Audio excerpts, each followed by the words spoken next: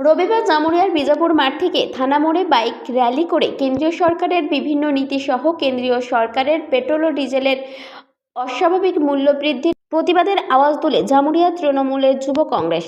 এই বাইক র্যালিটি জামুরিয়ার বিধায়ক হরিরাম সিং, জামুরিয়া ব্লক 1-এর তৃণমূলের সভাপতি সুব্রত অধিকারী পতাকা দেখিয়েই শুরু করে।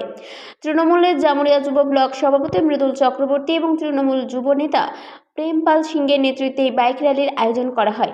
হাজার হাজার তরুণ তৃণমূল কর্মী অংশ নেয় এই বাইক র্যালিতে। পশ্চিম বর্ধমান যুব তৃণমূলের সভাপতি পার্থ দেবসী বলেন, কেন্দ্রের মোদী সরকার ক্রমাগত সাধারণ মানুষকে মূল্যস্ফীতি দিচ্ছে। দিন দিন মূল্যস্ফীতি বাড়ছে।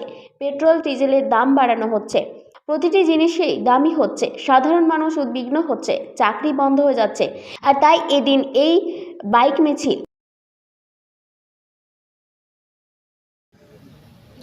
আজকে আমাদের আজকে প্রথম নয়, এর আগে এই ব্লকের আমরা করেছিলাম 1 নম্বরে 2 নম্বরে।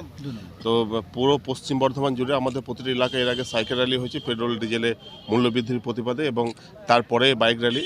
তো উদ্দেশ্য একটাই, যে মমতা বন্দ্যোপাধ্যায় এবং অভিষেক বন্দ্যোপাধ্যায়ের নেতৃত্বে পশ্চিম বর্ধমানে যুব সমাজ পথে নেমেছে। বাংলাকে যেভাবে আর্থিক দিক দিয়ে বঞ্চনা করছে, এবং বিশেষ করে গরিব খেটে খাওয়া মানুষ যারা 100 দিনের কাজ করে তাদের টাকা আটকে দিয়েছে। এটা আপনারা দেখেছেন যে আমাদের নেতা অভিষেক বন্দ্যোপাধ্যায় দিল্লিতে আন্দোলন করেছেন, ধর্ণা দিয়েছেন, এবং বিশেষ করে গরিব মানুষের যে আবাস যোজনা সে টাকাটাও আটকে দিচ্ছে। জামুরিয়া থেকে গুরমিত সিংয়ের রিপোর্ট, 99 নিউজ বাংলা।